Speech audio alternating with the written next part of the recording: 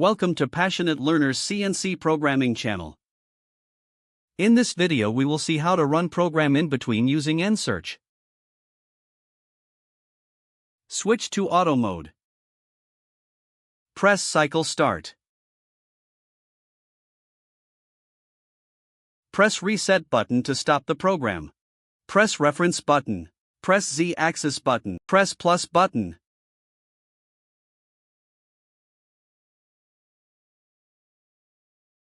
Switch to auto mode.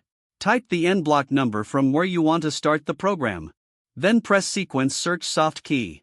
You can see that cursor is stopped at N30 block. Press cycle start. It will ask for confirmation to start from middle. Press cycle start again to run from middle. You can see that the program is running from searched block that is from N30 block. Now again I will reset the program. Press reset button. Type the end block number from where you want to start the program. Then press sequence search soft key. Press cycle start. Press cycle start again to run from middle. You can see that the program is running from searched block that is N40. Thank you for watching the video.